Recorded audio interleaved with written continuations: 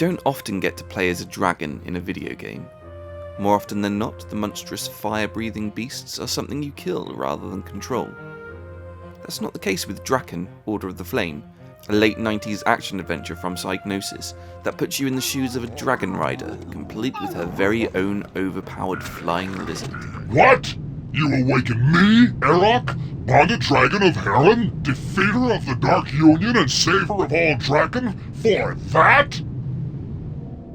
Drakan was a debut game by Surreal Software and took 4 years to develop, changing its concept and publisher multiple times in the process. Ultimately, Psygnosis won out, and they put a lot of faith and money into the project.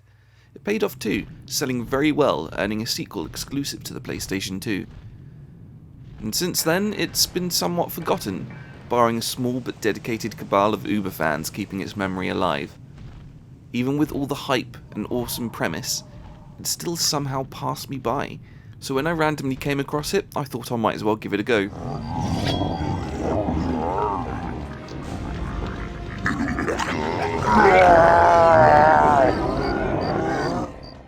Playing it now, over 2 decades after it hit store shelves, I feel like I really missed out. As you can tell by the footage, the game is heavily inspired by Tomb Raider. There's a buxom female protagonist, underground dungeons filled with traps, and an emphasis on exploration and observation to find the path forward. By 1999 standards, the comparison was favourable, with more fluid movements than what Lara Croft was doing in her 4th game. Add to that a fully realised world, and the ability to ride a friggin' dragon, and you're sure to have a winner. The story is pretty decent fantasy fare too. Set in the land of Drakan, our heroine Rin survives a Warthog attack. She awakes to find her village destroyed, bloodied bodies everywhere, and a little brother, Delon, missing, having been stolen by the orc-like creatures. This isn't the first time they've suffered the Warthog menace, but the monsters have never been this bold for centuries. Atamar, the village priest, and Rin's father figure, uses his last breath to tell you about the Order of the Flame, a company of militant dragon riders that once protected the realm. Now it is up to Rin to bond with the dragon and save Delon from the clutches of the evil horde. There's an engrossing lore in there, but the game itself does little to express it with any flair. Plot points are presented as exposition dumps, and character motivations turn on a dime to suit the story's needs. It doesn't help that the voice acting often dives into OG Resident Evil territory, being stilted and forced in equal measure. Rin herself comes across as sarcastic, brash, and just damn rude. You're more likely to see her hurl an insult than anything else, including weapons. Listen here, you wretched reptile! That's the life of my brother you're talking about! Rin's combat abilities heavily skew towards melee. She can add a surprisingly varied number of weapons to her limited inventory, forcing you to Tetris them around a bit. By pressing I, Rin will turn to face the camera, displaying a small grid at the bottom of the screen. Weapons, potions, armour and keys all have a grid size which require the item's exact shape to be free in order to take it. Double-clicking on one of these icons will equip or use it, which can free up some space, but that means if you use a 3-block weapon and fill your inventory up to the brim, you cannot swap out for one with a lower size. As a result, if you want to pick up a new weapon later on in the game, you'll have to say goodbye to another one first. Thankfully, each have their handy stats available, from damage, speed, range, and durability. Yes, that means weapons can break. They each have a health bar of sorts, represented by the 2 numbers in this very same stat block. Very rarely did I see any of them break though. I kept cycling through my weapons, using the base dagger to break crates when hunting for consumables, and reserving the best damage dealers for fights.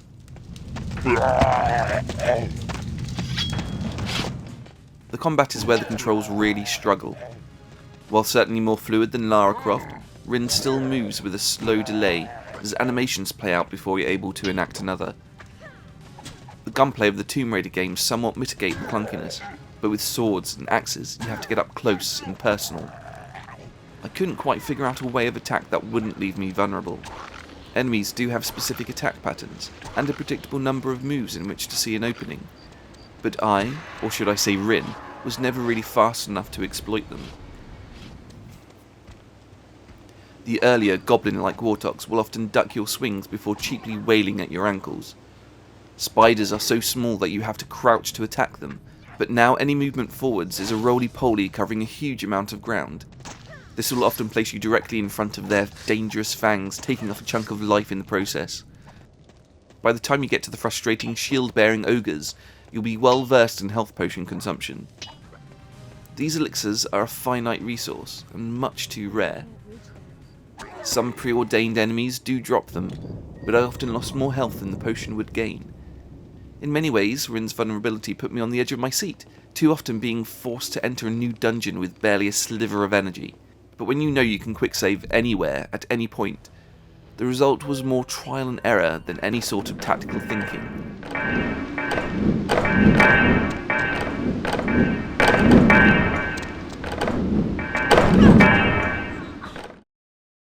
I would say this though, some fights do not need to be had, and others can wait until you have a dragon by your side. Drakan is a game of two halves seamlessly woven together.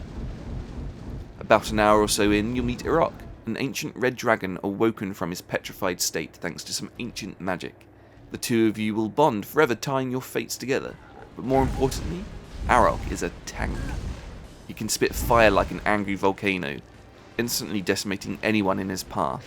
You'll even learn the use of other elemental attacks, such as ice and poison. But more importantly, he can fly.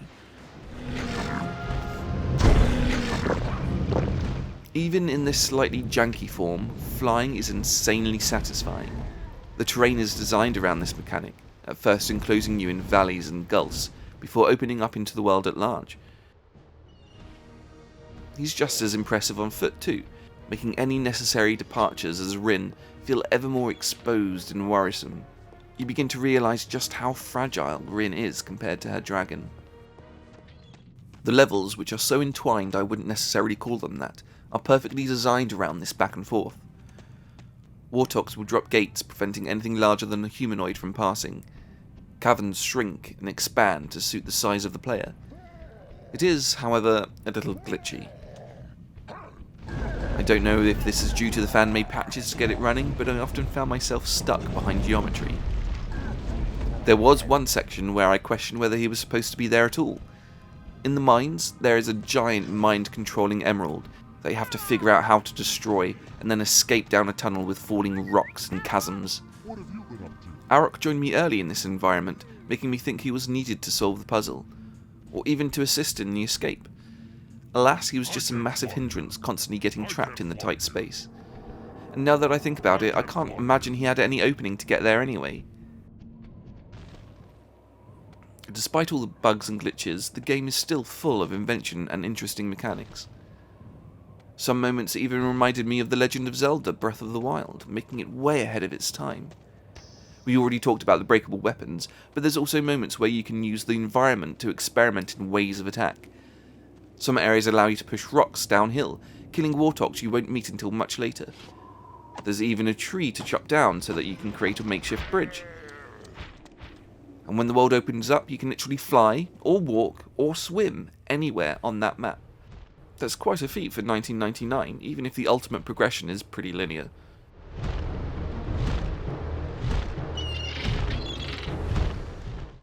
Drakan, Order of the Flame, does have its flaws, some quite major ones, but I thoroughly enjoyed my time with it.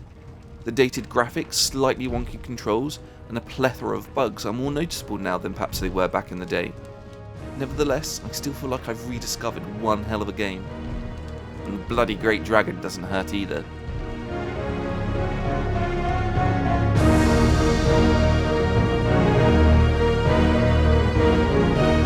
If you want to ride your own flying dragon, check out the Collection Chamber website, where you can find out how to get it running on Windows 10.